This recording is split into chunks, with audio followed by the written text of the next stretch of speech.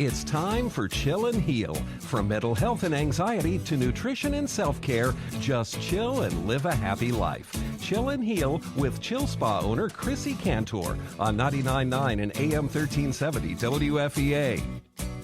And ladies and gentlemen, it's always a great pleasure to introduce the CEO, the Chill Executive Officer, your host, Chrissy Cantor. Hey, Chrissy.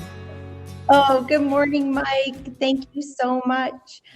Chill Girl Chrissy here to fuel your mind, body, and soul with goodness. We will connect, open up, share, be real, be raw, overcome, let go, learn, and grow together to simply live a happy life. And remember, sharing is caring, and we are not alone. I'm so excited to announce my special guest. Today's show is about healing through forgiveness. To forgive is to heal. And I met my first guest at a Constitution Day dinner in Los Alamos, New Mexico, and we are live here in New Mexico. And I was just totally blown away by his presentation. And then again, I saw him at our friend Dinah Vargas's Off the Cuff gathering. And I am so excited. He's sitting right next to me. And welcome, Pastor Clarence Washington. I'm very glad to be here this morning. Very glad to be here. I am so grateful. I know it's really early. It's 7 a.m. and him and his wife drove in from Albuquerque. And I just wanted to share, who he is and, why he blew me away. And he is sharing, you're an author of a series of 4 books. That's called Hijacked, How Dr. King's Dream Became a Nightmare. Those are my last 4 books. I had 2 previous books prior to that.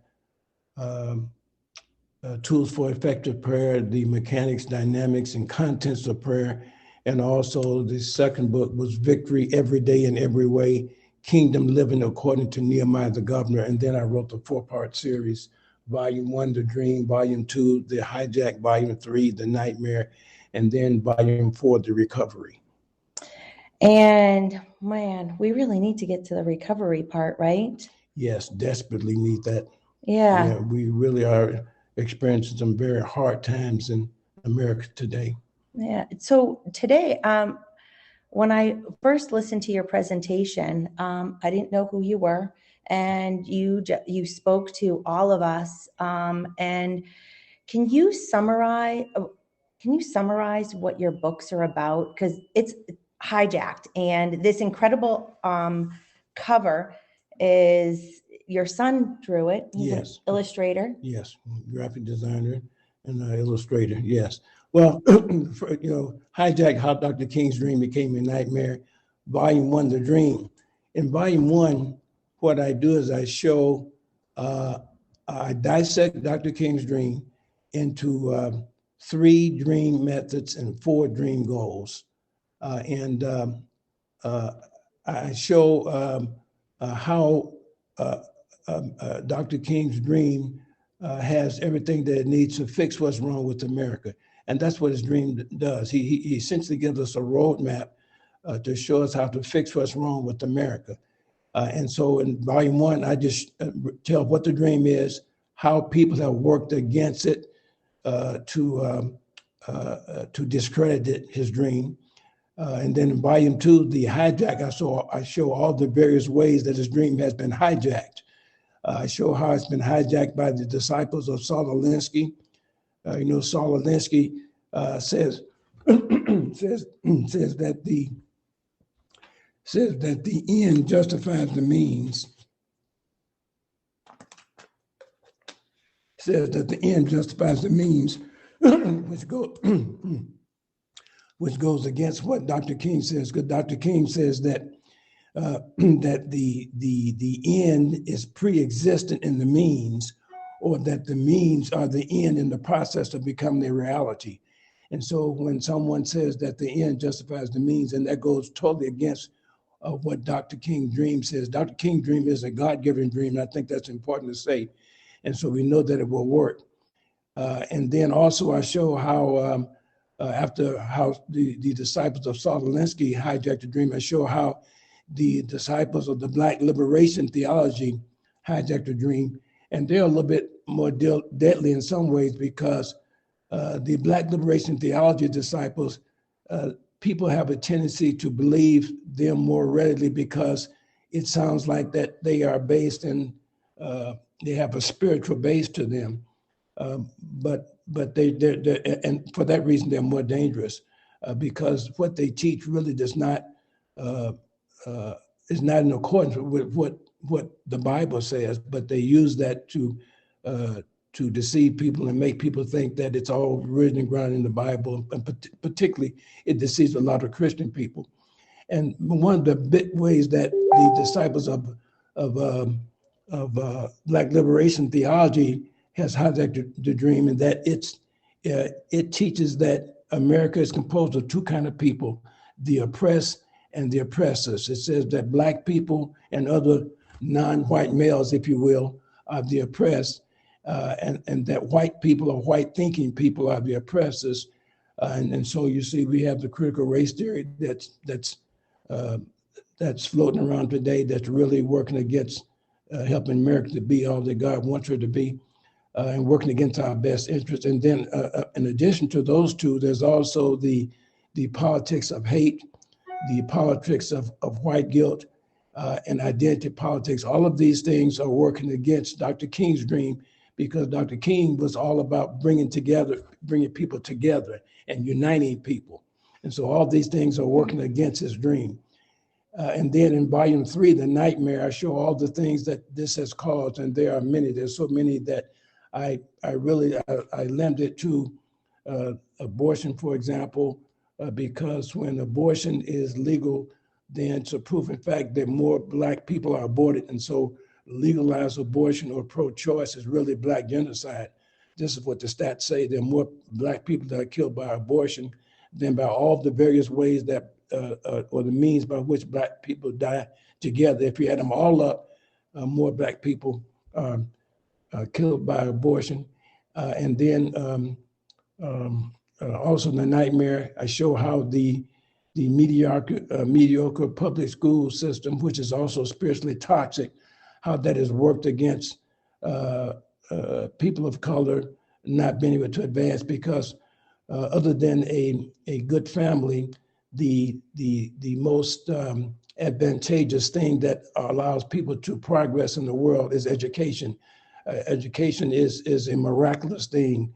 As an electrical engineer myself, I was born and raised in Chicago, came to New Mexico after I graduated, and have worked for 38 years in a national laboratory here.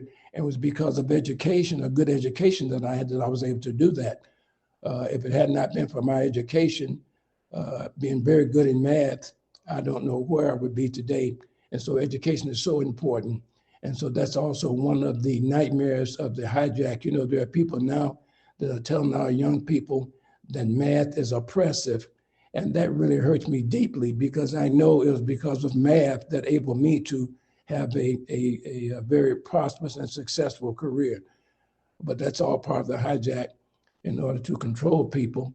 And then, also part of the nightmare is a welfare system that forces fathers out of the home.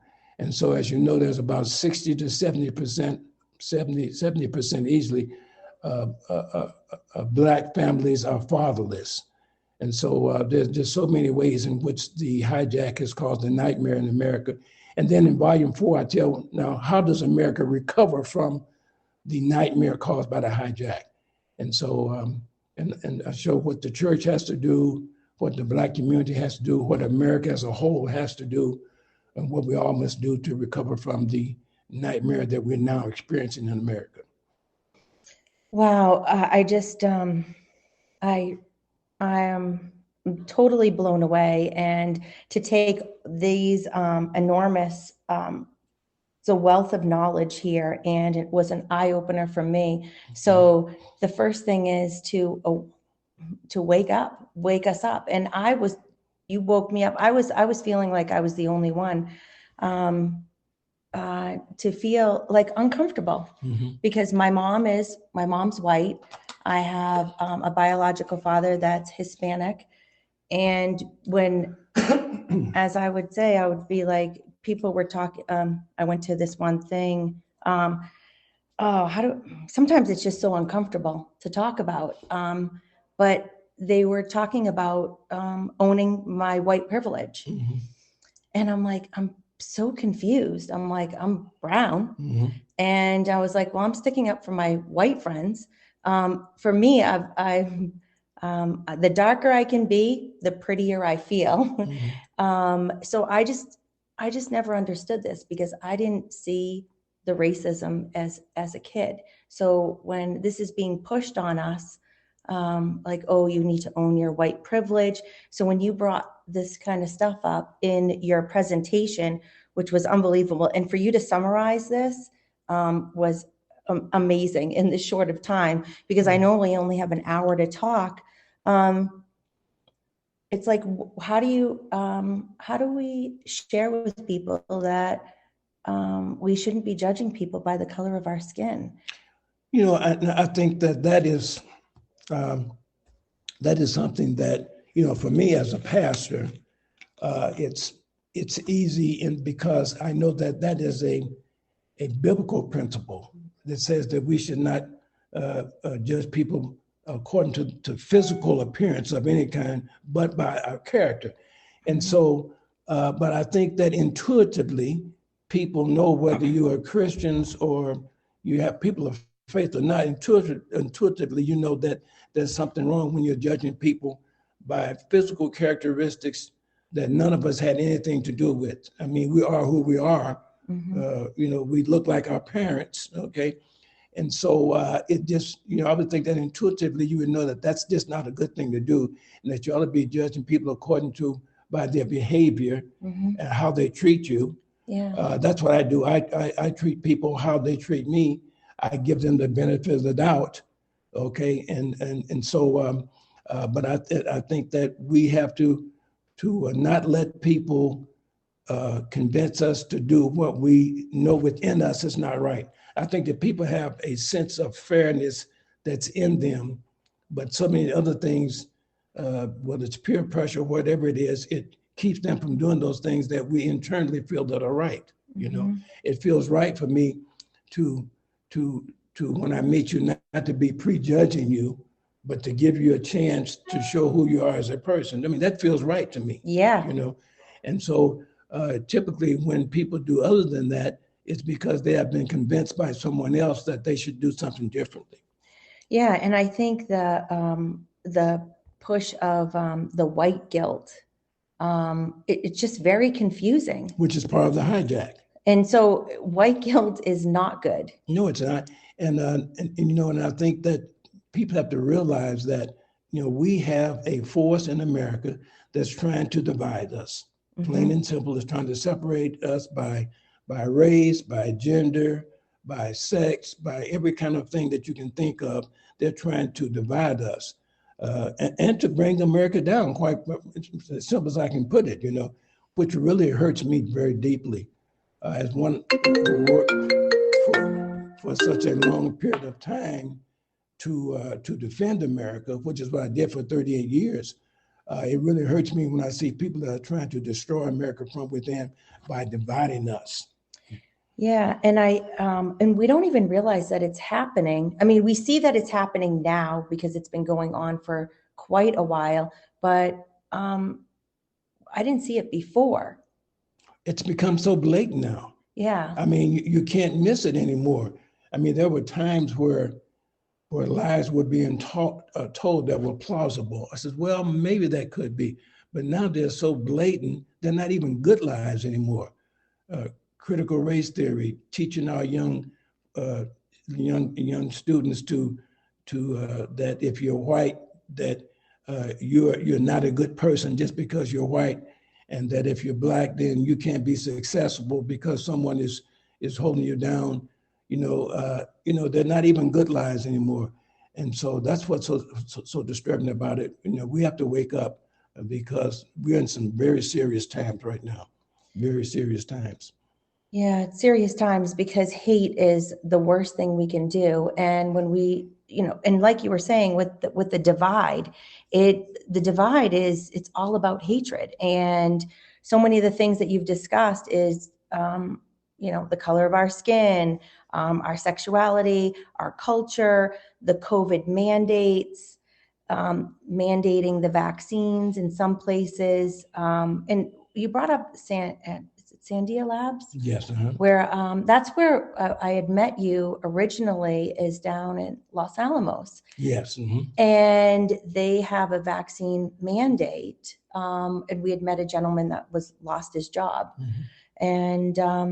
And then all of a sudden they're allowing people to come back, but now you have to wear a mask and you have to be tested. When in fact, the science has proven that anyone can spread COVID. It doesn't matter if you're vaccinated or unvaccinated. So this really, it has been hijacked. Yes. Yeah. And that happens when things are either done that are not, when they're done for political reasons instead of adhering to the law or adhering to science. And those are the kind of things that help to divide us, because I think so long as things are constitutionally legal, or they adhere to strong science, valid science, then people have a tendency to not complain about those things. But it's when you deviate from things that you can't, you don't have a law that says that this is the way it should be done, or you can't really prove it by science, and then people find out that there's been a lot of politics been involved, been motivated by politics. I think those are the kind of things that really divide us. Yeah, and it's so sad because when we're divided, we feel like we're alone. Yes. And that's when mental health issues set in. There's been a rise in drug use and overdoses and depression, anxiety. And we want you to know that you're not alone. And we should not be labeling anyone, and we should not be dividing each other up, and we should be respecting and honoring each other. Yes. In our differences, in our own uniqueness, and our own beauty. And that is where I was just so blown away about how you, at that presentation, I don't know if it was 45 minutes or 30 minutes, but you helped make me feel that I wasn't alone. I wasn't the only one with that uneasy feeling, because I'm so confused. I'm like, here I'm being told, well, social justice, you need to own your white privilege. And I'm like, well, I've never fit in. I've never fit in. Jay and I will joke. Jay's my fiance. He'll be like, well, you're from the North End, which is considered the better neighborhood. And I'm like, I'm sorry, but I actually lived in the South End. It's like, we don't even realize that we are labeling each other as we're moving through life. Yeah. If we just treat people as people, if you enjoy someone's company, forget about what color they are. That's what I do. My folks were all from the South. My parents were from Mississippi. My grandfather had to leave because he was not willing to kowtow to the things that were going on in the South. This was in the 40s. But even with all of the Jim Crow things that he saw, he never taught hatred in our family. That is so beautiful. He never taught it. Okay. And so, then my background I had a real good education. I went to all boys pre-engineering high school, which is unheard of now because, there's no such thing as being in all of any particular sex. But at that time, it was a all boys pre-engineering high school where there were young men from all over the city, all ethnicities, and then to the University of Illinois, Divine Institute of Technology. So my background, even though my neighborhoods were Black neighborhoods, my education and job experience took me away from that. And racism was not taught in my family. I didn't hear my parents talking about you don't have anything to do with this person because they're white. That was something that was just not heard of in my family. And so, which I'm very glad that it wasn't. And so I've always treated people the way they treat me, and I think that's what we all need to do. Forget about where people came from. How do they treat you? What kind of relationship do you have with them? Those ought to be the kind of things that we're judging people. And this is why Dr. King's dream is so important and why we need that in America today, because that's what Dr. King, one of the most important things he said, we must learn to love and live together as brothers and sisters, or we will die together as fools. And so I look at all the things that are going on today in America, and they're just fools. We have the greatest country that ever was in history, and it seems like we can't destroy it fast enough. We can't destroy what we have fast enough. People are trying to come to America, and they're coming across the southern borders by the hundreds of thousands. And we have this great thing, and it seems like that we're just bound in the term that we're going to destroy it, and we can't do it fast enough. It's sad. It's so really sad. is. It's so sad. And I'm so grateful that you wrote all of these books. And when I was reading your first book, I was blown away because I was reading it last September, and it's you. I'm trying to think. You actually had the riots of July 2020 in here. Mm-hmm. You talked about them. Mm-hmm. So, there's an unbelievable statement that, let me see, where does it say? Talk about how the Dr. King's dream has been hijacked, and how his words are twisted around, Mm-hmm.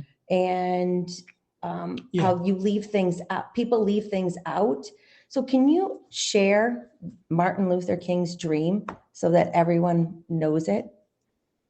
Well, I think that what you were talking about was that someone said that that Dr. King said that the riots were the expressions of the unheard. Yeah. Okay.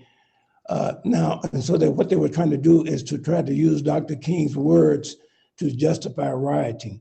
But what they did was they did not, they took that out of context, because just prior to that and also after that, he said that riots will never bring about anything good. Okay.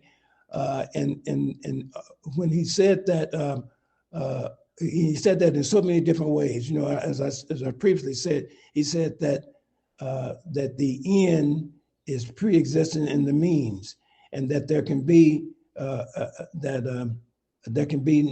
destructive means can never bring about any constructive ends. So they took that out of context when they said that riots is the language of the unheard, but he was not saying that he justified riots or that riots could possibly bring about any good end, because they can't. And just to give you an example, let me just share with you a little bit about Dr. King. He had what he calls his 6 rules for nonviolence. And if I can find that, if not, I'll find it from the book. Chrissy, it would be a good time for us to take a break while the pastor looks for the passage he wants. Okay. Perfect. So Thank you, Mike. So, Pastor, you'll have a chance to get that together. And Chrissy, when we get back, we'll also have Caitlin, who I think will probably want to share a few words before we get back to your very interesting conversation. That sounds wonderful. Thank you, Mike. You're welcome. So we will return very shortly. You're listening to Chill and Heal with Chrissy Cantor. This is AM 1370, WFEA and 99.9, and we'll be right back. Come chill. Manchester's a war-winning days, but just chill. Come spend a day at Chill. Escape the stress of your everyday life. It's good for the mind, body and soul. A boutique spa with all the luxury of a resort. Look chill, feel chill, be chill. Let our talented staff make you fabulous. From couples massage to facials, spray tanning and hair design. We got so much more.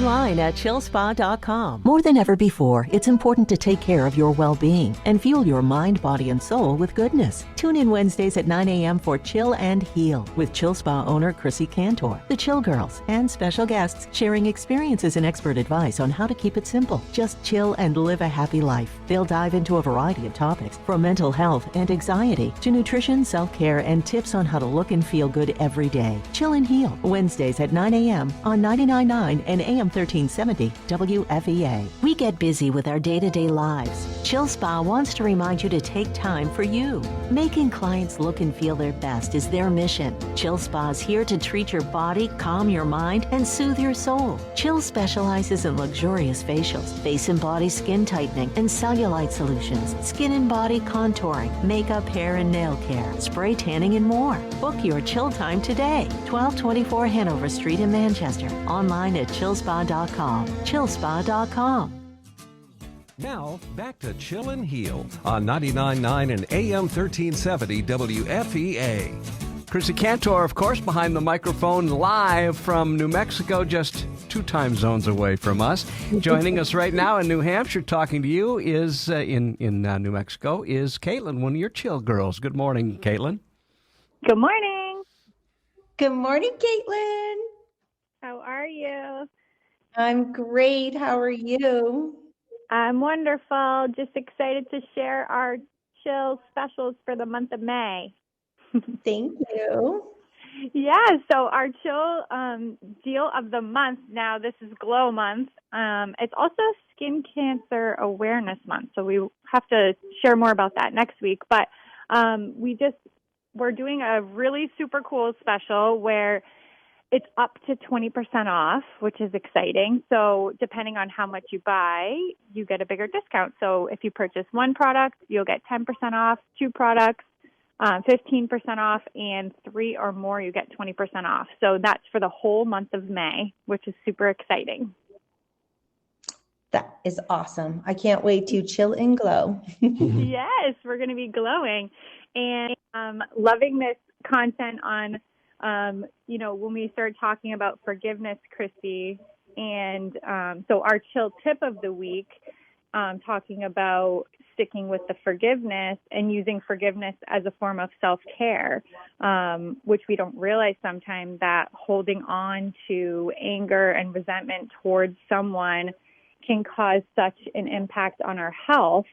And so our Chill Girl tip today is just to, let go. And taking care of yourself is more than just physical. It's so much emotional as well. So letting go of any negative feelings or anger, resentment that you may have towards someone or towards an event or something in your life will literally change your stress levels and can help improve your health in so many ways.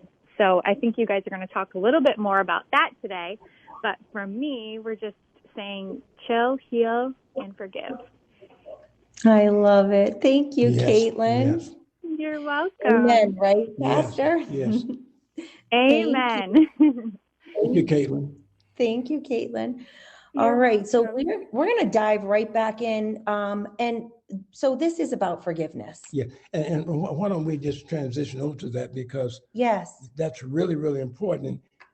And the reason why forgiveness is so important is that when you don't forgive, I don't want to go over some people's heads because I'm going to get a little biblical here. When you don't forgive, there's a wall of separation between you and the presence of God in your life. And so unforgiveness is what I call a double whammy. And what I mean by it being a double whammy is that so someone does something to you, and then you do it to yourself by not forgiving. Okay, and so you get it twice. Okay, and the reason why that's so important is that when you don't forgive, you can't heal from the woundedness that someone caused you, and now you and now you can't be the peacemaker that you need to be so that you can deal with all the other situations and circumstances of life. And so it's really, really important that people understand how important it is that you forgive. You know, in one of my books, Victory Every Day in Every Way, I told a story, or I should say that I made a quote of a story that was about a man that shows how important it was to forgive. He had not forgiven his mother, and to show how it separates you from being healed. I'm just going to read this story. And it goes like this. And this is a quote. This is from my book, Victory Every Day in Every Way. One Sunday morning in Naples, Florida, a heavily built, middle-aged man stood up before the congregation and wept as he told his tragic story. The man said, "All my life, I have felt like there was a wall between me and God. I would attend meetings where others sensed God's presence, while I watched detached and numb. Even when I prayed, there was no release or presence.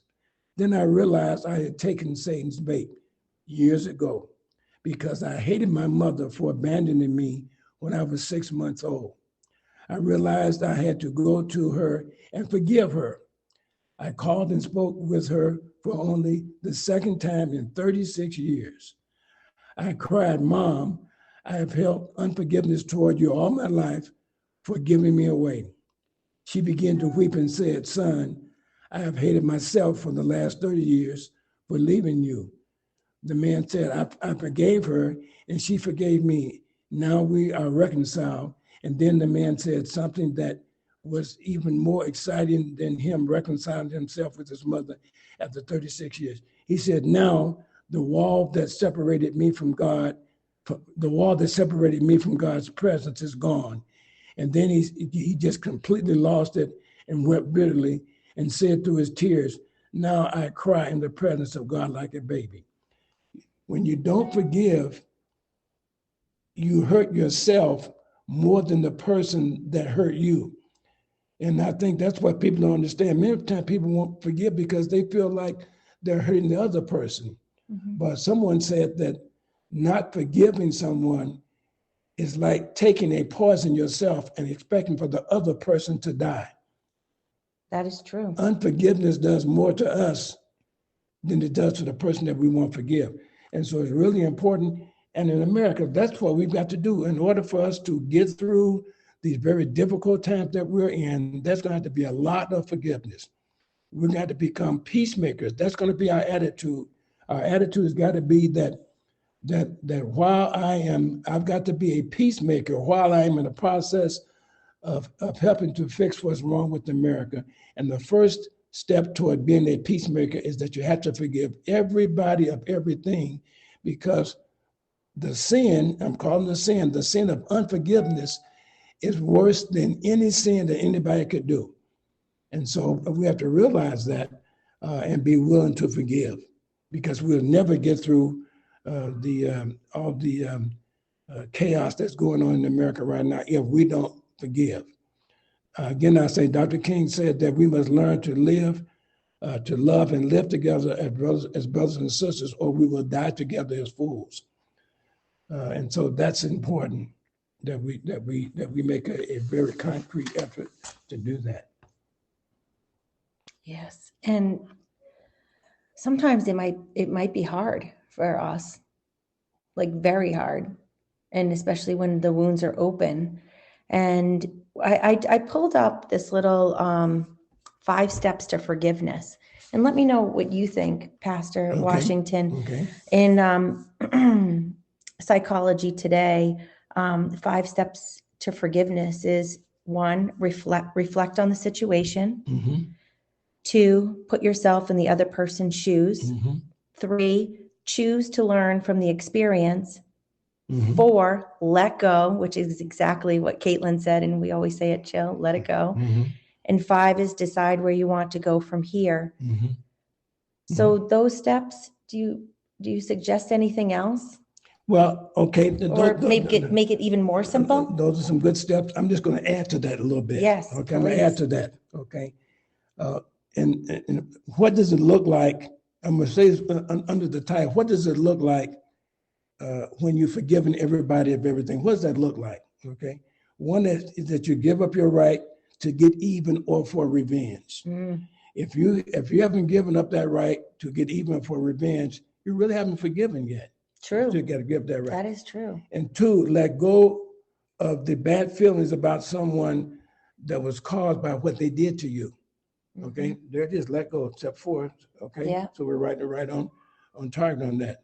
Okay, and number 3, work hard through prayer and drawing closer to God to forgive what was done to you. Now, or I should say, to forget what was done to you. Now, let me just say about it, because it's hard to forget what someone has done to you. But what I mean by forget what someone has done to you, I'm not talking about forgetting the act, but forgetting the pain that it caused you. Yeah. Okay. That makes sense. Forgetting the pain that it's caused you, because sometimes it's very hard to forget what was done to you, but you can't forget. And if you pray and draw close to God, then you can't forget the pain. And number 5, when you relapse now, because sometimes, even after you're forgiven, something happens and you relapse. There you are back again. You get triggered some kind of way, thinking about what someone has done to you. You've got to persevere in that, though. You have to ask God to forgive you, because, as I said, unforgiveness is the worst sin that a person can do, because forgiveness is the essence of who God is. It's the essence of who He is. So when you relapse and you fall back into that, you ask God to forgive you, and then you forgive that person all over again, and you may have to repeat this several times. Okay, and so you may have to let it go several times, is what I'm saying. But if you pray about this and try to draw closer to God, then what will happen is that the periods in between the times that you relapse will become longer and longer and longer and longer and longer, until finally you will let it go completely. But you have to persevere and to keep on doing that, because until you do that, you will be a wounded person, and a person that's wounded, they act wounded, they talk wounded, they think wounded, they feel wounded, and they really can't be the peacemakers that we need to be in order to solve the issues that we're dealing with in the chaotic times that we're living in.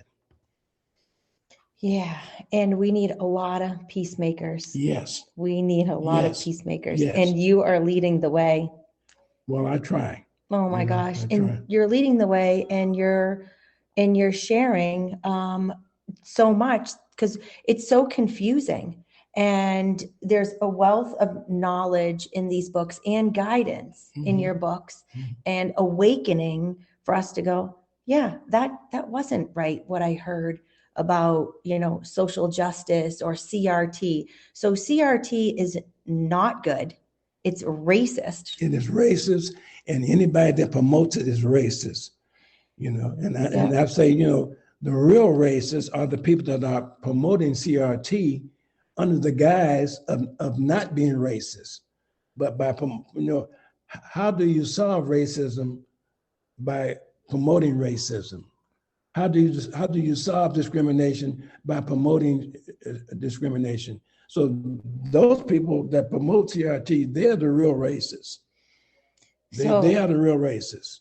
And while their intentions might be good, some of them, how do we share? They need to read these books. That's pretty much. I read in your book, it said if your intention might be to bring unity, but actually you're dividing when you're sharing the social justice platform, you're sharing CRT, and white privilege and white guilt. When you're sharing those things, you're actually doing the opposite of what you want to do. Yeah, and that's the reason why I wrote these books, because I realized that there are a lot of people that are claiming, or I should say, they're invoking Dr. King's name, and they to make people think that they're following his principles when they really aren't. So that's why I wrote The Dream, Volume 1, for example. What is the dream? Well, this tells you what the dream is.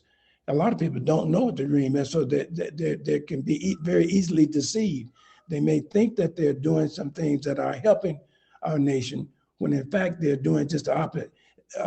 Instead of being a part of the solution, they're really a part of the problem. And so these books answer all of those questions. You know, what is this dream? How does it relate to America today? Who the hijackers are, what the effects have been, and how to recover from it.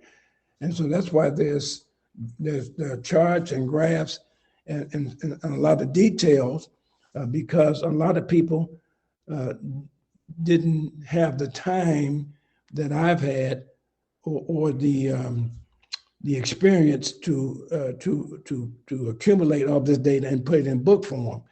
And people are busy living their lives. But now you have a library, essentially in these 4 volumes, that will help you to work through the deception and manipulation that's being done in our culture right now to gain advantage over people. And that's why this series is so important, because it has everything that you need. It has an index, a subject and author's index, plus an extensive set of notes and a good outline that helps you to access whatever it is you might want to look up and find out what does Dr. King's God-given dream say about a particular situation that's happening in America today. Wow. So my question to everyone is, are you part of the solution, or are you a hijacker and you don't even know it? Yes. And a lot of people, like you said, they have good intentions. They really want to do something. They just don't know what to do. They have people telling them that they have white privilege, which they're saying it just to use them, trying to give them a guilt complex. And you ought to know right away that anytime that you're trying to impress guilt upon someone, that is not a good thing. And I'll just tell you from a biblical standpoint, that is not a good thing, because God forgives everybody of everything. And so when someone is trying to heap guilt upon you, right away, you know that they're not looking out for your best interest. And so this thing called white guilt is used to divide people. It's not used to bring people together. It's used to divide us. And we are here to unite everyone. Yes. Dr. King, that was his whole dream, was to bring us together, Yes. to unite us. Yeah. And so we know that divided we fall, united we stand. And so that's why it's so important that we forgive, so we can be peacemakers, because we have the greatest nation that has ever existed.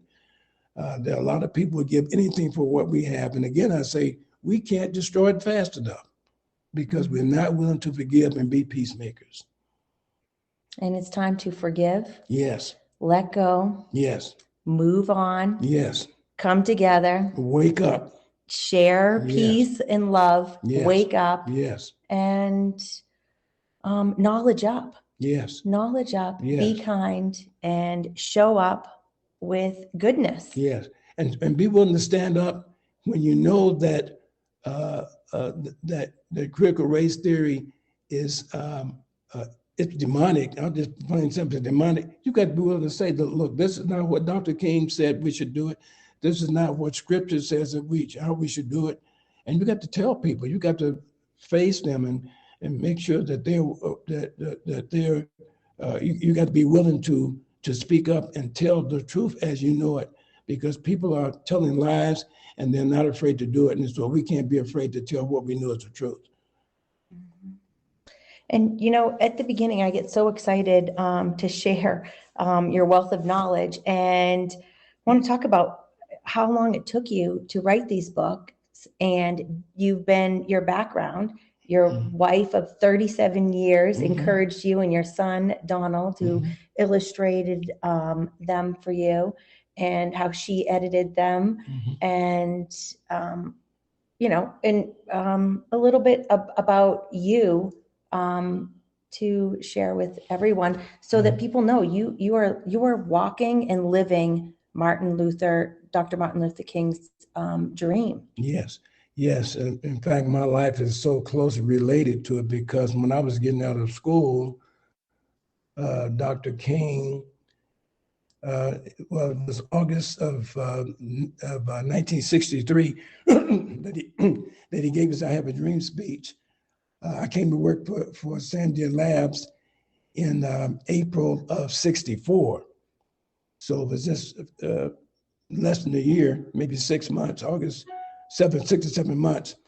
And so I can relate to that. And my wife, I'll have to say, I could not do what I do if it had not been for her, because she put up with my not being totally there, if you will, while I was writing all this book, staying up late at night.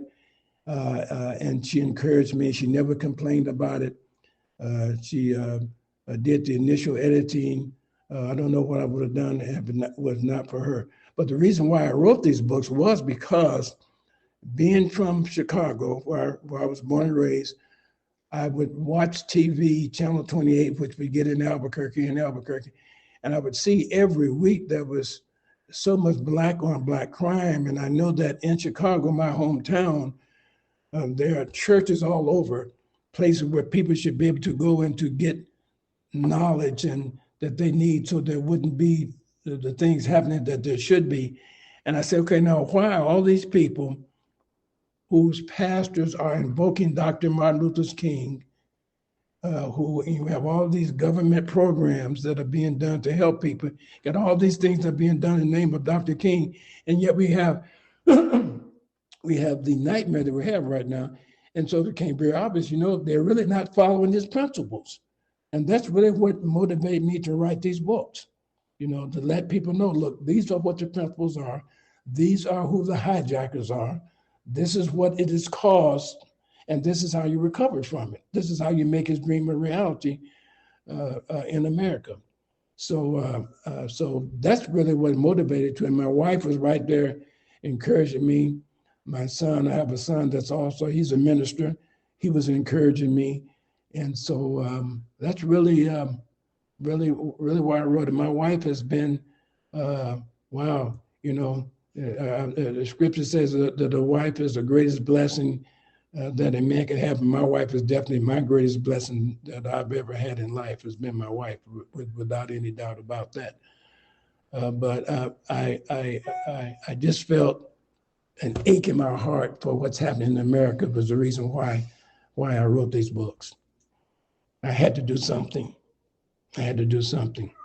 Well, thank you for doing everything that you're doing and sharing. And Janice is just amazing. I love talking with her. She's more amazing than you really know. I'll just tell you that. Oh my gosh, I love it. Well, I can't wait to chill and chat more with both of you. And I'm so honored to have met you too. And my goodness, I want to share about forgiveness and the benefits of forgiveness by the Mayo Clinic. You have healthier relationships, improved mental health, less anxiety, stress, and hostility, lower blood pressure, fewer symptoms of depression, a stronger immune system, which we all need, improved heart health, improved self-esteem. To forgive is to heal. And boy, we are really opening. I learn so much whenever I hear you, whenever I talk to you, and when I dive into your, and go back, because with your book, I have highlighted a bunch of things. Mm-hmm. And thank you. I can't thank you enough, because I was confused by all of this. Especially when you have good people that you've known that are all of a sudden pushing this on people. And I'm like, wait a second, your heart is good. Why are you trying to share this that is dividing us? Yes.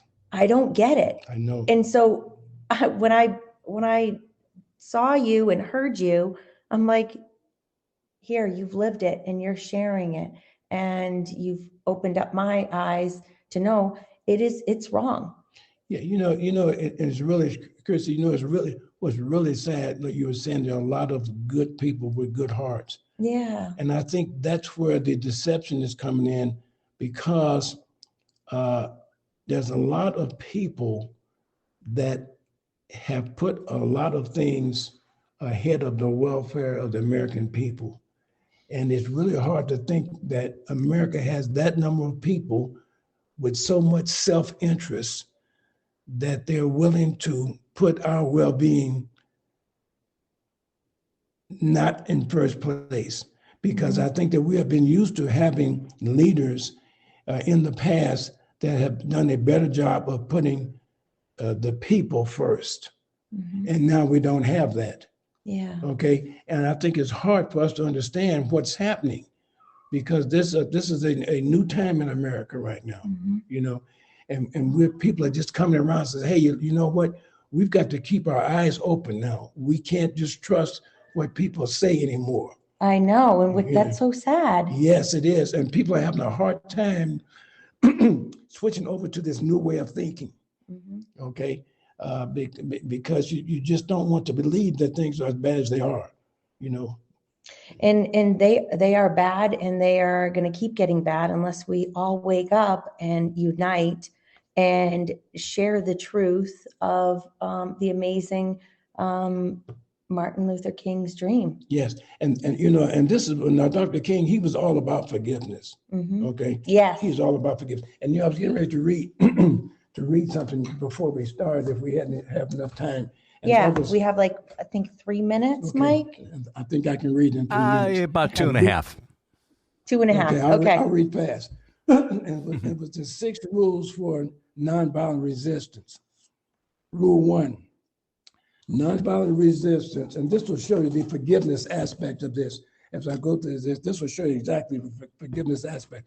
Nonviolent resistance replaces violent or physical resistance with a strongly active spiritual resistance to evil. Nonviolent resistance is continuously active in seeking to convince evildoers of their wrong deeds and to abolish evil laws and practices. Rule 2, nonviolent resistance strives for reconciliation with purveyors of evil instead of destroying or shaming them. A just and fair community for all involved is the goal of nonviolent resistance. The target of nonviolent resistance is always the evil systems of our culture and not the people who are the purveyors and gatekeepers of evil. Rule 4, nonviolent resistance is a commitment to suffer to make social and economic justice a reality and not to impose suffering on others. You got to forgive in order to do that. Nonviolent resistance is a commitment to love purveyors and gatekeepers of evil with forgiveness, grace, and mercy instead of being filled with bitterness and hatred toward them. Hatred of people absolutely does not have any role in the deployment of nonviolent resistance whatsoever. And rule number 6, nonviolent resistance is composed of courageous actions against evil that are motivated by faith that it will be overcome and social and economic justice will prevail in the end. It's marinated with forgiveness. You can't do this stuff unless you forgive first. So forgiveness first. You must forgive first. Forgiveness, love, peace, moving forward. Thank you for joining us, Pastor Washington. And you can find Pastor Washington at clarencewashingtonauthor.com. And a couple more things to say before we're tuning out? That's it. If 30 seconds. If you go to clarencewashingtonauthor.com, you'll find out more about me and more about all of my books. All right. Well, thank you, everyone, for joining us, and God bless you and America. Chill, pray, and heal together. And to forgive is indeed to heal. Amen.